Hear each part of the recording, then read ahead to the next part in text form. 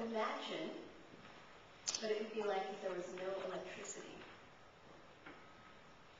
And we were able to really be with the cycles of nature.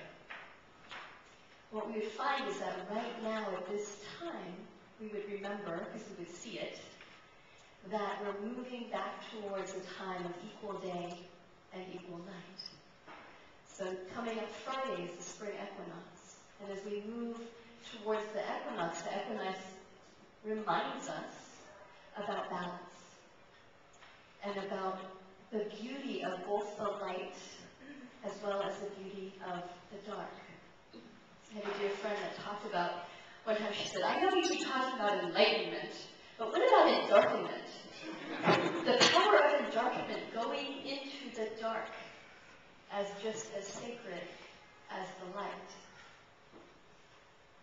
In this time of change, both in the change of nature, which continues the cycle, and also all the change that's happening on our planet right now, the change in our economy, the change in the way that we are in the world, the changes of the president. There's been a lot of shifts and moves right now around us. And you may notice that that just continues to increase. So as much as we would like things to become solid and stable and know what's next, it ain't gonna happen. And when we go back to nature and watch how nature shifts and changes, what we see is this incredible circle that comes around over and over again that reminds us birth, death, rebirth, birth, death, rebirth, over and over again. The beauty of getting back into synchronicity with nature is that nature has so much to teach.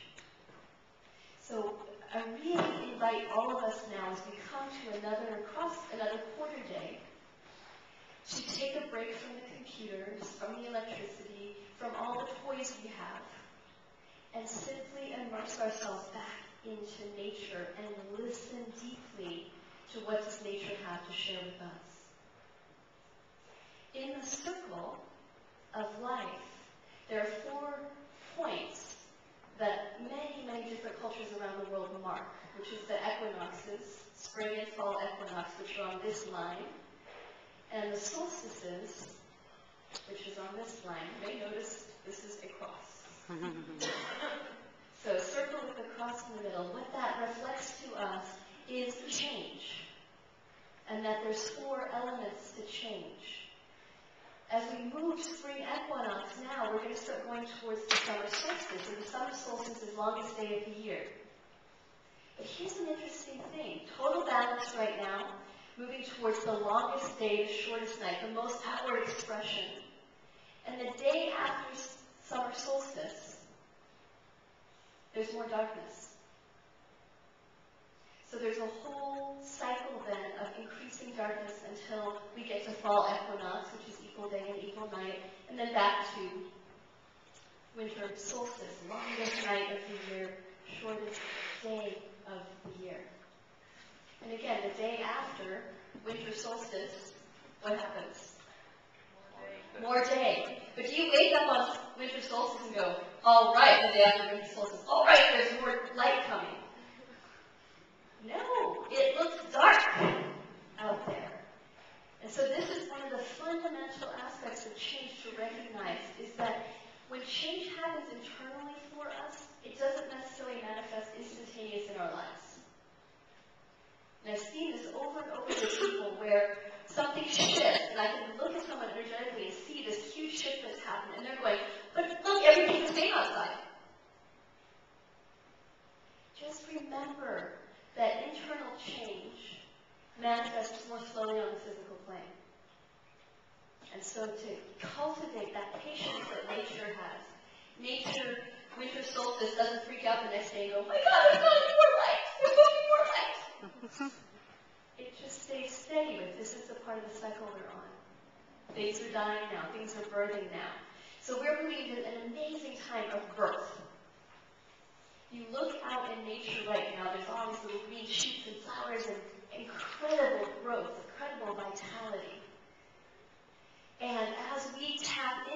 that vitality, into that creativity, into that joy, then we remember to go from bud to blossom, and to nourish and feed ourselves to go from that place of bud to blossom. And then recognize the blossom then fades and dies. And that is beauty as well. All of it is beauty. The spring is yummy, but it's just as important as the fall and the cycles of death. When I first started working with Golden Ladies, one of the things I noticed is that there was a lot of change that happened in my life and in the lives of the people that were my peers at the time working with Don Miguel. And that tremendous change was really unnerving. Miguel would get really excited because he'd go, "Change as fast as God." He goes, "Do you know how fast God changes?" And I was thinking, I can't even conceive of how fast God changes, but I think it's fast.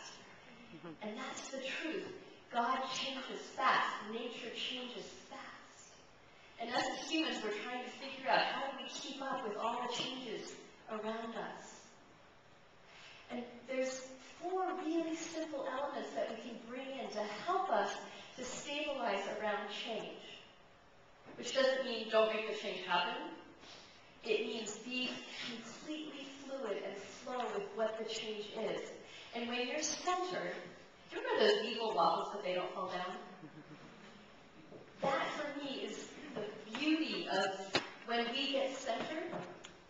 When we get really centered, it doesn't matter what happens externally, we just go, and then we come right back to our center. And then we come right back to our center. Because we know where our center is. To find that center, we can visualize, we can imagine the circle that we're in the middle of. The circle of the seasons, the circle of life, and also the elements that hold those anchors. So if you think of the circle and the cross, there's 4 elements that create a sense of stability. Air, fire, water, earth. And Native peoples associated those elements with the times of the year. So air was associated with spring equinox, fire with summer solstice, water with fall equinox, earth with winter solstice. And those 4 elements also connect to the 4 parts of ourself. And this is one of the reasons why I think sometimes it's challenging for us to create change internally or react to change externally, is because we tended to focus and put our energy towards one part of ourselves, which is our mind. Because we think so much that we're our mind.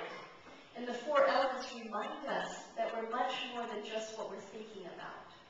That we're the mental body, which is associated with air, with our thoughts, with our voice, with speaking, communication. Fire, which is our energetic body, which is movement, which is the connection to spirit. Water, which is the emotional body. And learning how to flow with the emotions rather than making them be the way they're supposed to be.